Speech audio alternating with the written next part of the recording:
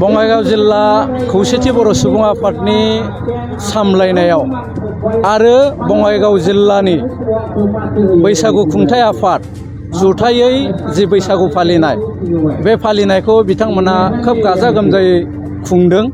जोङो मिरु खौसेथि बर' सुबुं आफाद बे आफादनिफ्राय बाहागो लाफैनानै जोबोद गोजोननाय मोन्दों।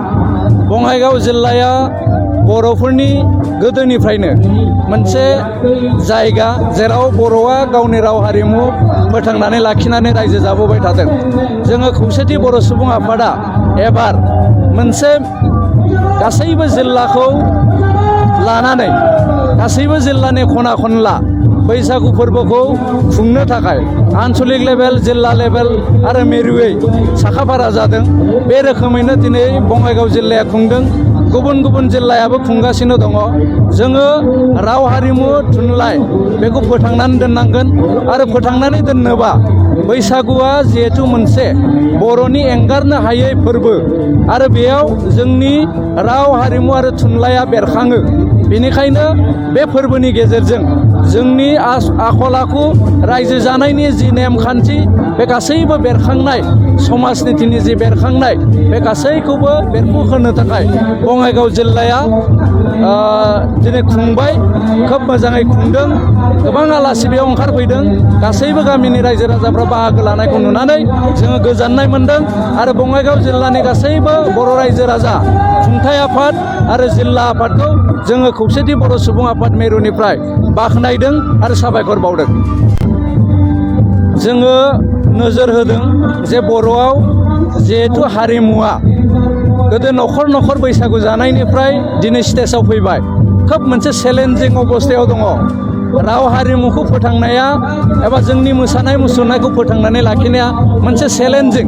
दिनै ग्लबेलाइजेसननि जुगाव गिदिर गिदिर हारि माहारिनि गिदिर हारिफ्रा फिसा फिसा हारि माहारिनि कालसारफोरखौ मनग्लाबनाय जि मोनसे फैबाय थादों, गिथाव बाथाव मोनसे थासारि फैदों। बिनिफ्राय रैखा मोननोबा जोङो जयै थानांगोन आरो जोंनि जि कालसार मडार्ना मडार्न भाबै थांगोन आरो जोंनि ट्रेडिसन बे ट्रेडिसनखौ ट्रेडिसन भाबैनो जोङो लाखिलांनांगोन। आरो बिनिनो मोनसे हाबाफारि एबा बेखौ फोथांनाय मोनसे हाबा हिसाबै जोङो मिरुआ गासैबो जिल्ला आरो दख'रा आरो गामिसिम जोंनि नैबे हारिमुनि बागै खामानि मावनाय बेखौ जोङो जागायदों। आसलते जोङो दिनैल' नङा, जोङो थांनाय बोसोरनिफ्रायनो बङाइगाव जिल्ला खौसेथि बर' सुबुं आफादनिफ्राय दैदेननायाव जोङो सिद्धान्त लादों जे जोंनि बङाइगाव डिस्ट्रिक्टनि आन्दाराव जिमानबर 22खान गामि दङ, बै 22खान गामियाव जोङो बोसोरफ्रोमबो रटेसन हिसाबै जोङो बै रंजालि बैसागुखौ खुंनो आखायाव जोङो लाखादों। जे थांनाय बोसोरनिफ्राय जोङो जागायजेनदों। थांनाय बोसोराव जोङो नलदबा, खगलपुर नलदबानि आन्दारावनो जोङो खुंनाय जादोंमोन।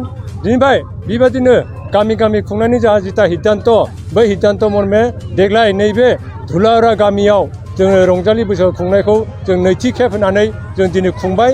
आरो जोंनि दिनै बे खुंनायाव जोंनि हांख्रायगिरि जाहा BKWCनि जाहा मानगोनां चिफ मिनेस्वर बसुमतारी सार, बिथांखौ जोंनि बङाइगाव जिल्ला आफादनिफ्राय जोङो हांख्रायनाय जादों।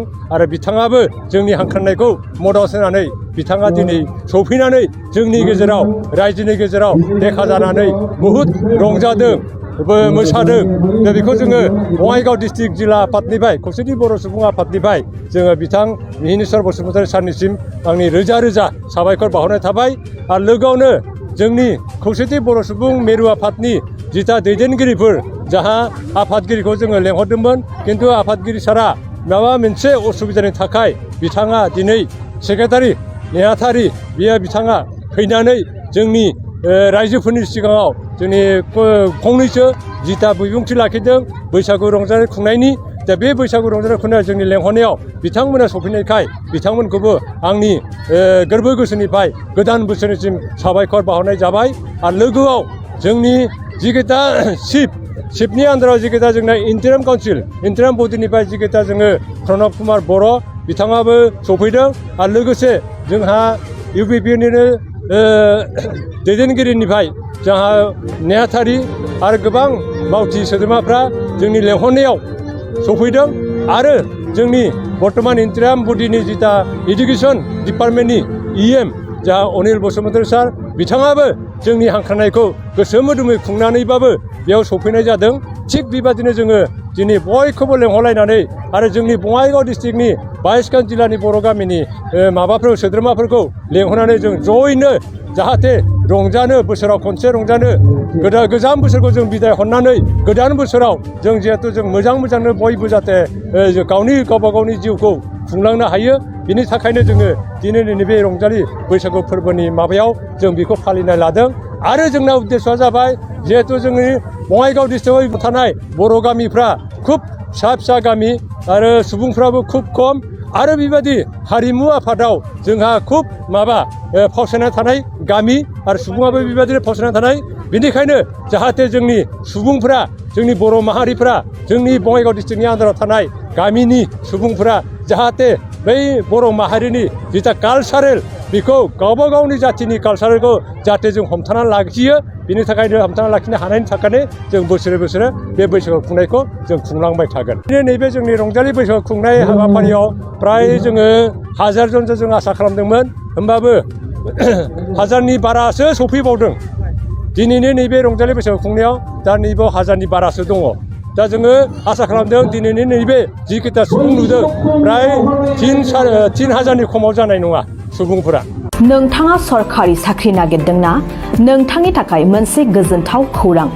नोंथांनि थाखाय दं एडुकेट पइन्ट, जेराव नोंथाङा सोलोंथाइ लानायनि गेजेरजों सरखारि साख्रिनि गुबुन रोखोमनि गोब्राब आनजादफोरखौ उथ्रिसारनो हागोन आरो गावनि आथिङाव गसंथानो हागोन। बे एडुकेट पइन्टआव नोंथांमोना SSC, bank PO, bank clerk, bank SO, UPSC, FSC, defence, railway, state insurance, AAO, ADO एसिस्टेन्टजों लोगोसे स्टेट लेभेल जब आरो माखासे सरखारि साख्रिनि आनजादाव गोनांथि जानाय आयदाफोराव सोलोंथाइ लानो हागोन। मख'नो गोनांदि बे सोलोंसालियाव साख्रिनिल' नङा, बेयाव MBA आरो सैनिक स्कुल बायदियाव एडमिशननि थाखाय एन्ट्रेन्स होनो थाखायबो सोलोंथाइ लानो हागोन। बे सोलोंसालियाव गाहाम थाखो खथानि सुबिदा दं आरो सम मथे नोंथांनि सोलोंथाइखौ बे सोलोंसालियाव होनाय जागोन। बेखौबो मिथिनांगोन दि बे एडुकेट पइन्टआव सोलोंथाइ लानानै बावैसो 2021-22 इं मायथाइनि SSC GDनि आनजादाव गासै 11 सा सोलोंसाफोरा उथ्रिसारनो हादों। बारा नङा, गासै 15,000 रांजोंनो नोंथाङा बे सोलोंसालियाव 6 दानसिम सोलोंथाइखौ लानो हागोन। बे सोलोंसालिया क'क्राझार, बरपेटा र'ड, गवालपारा आरो बङाइगावआवबो दं।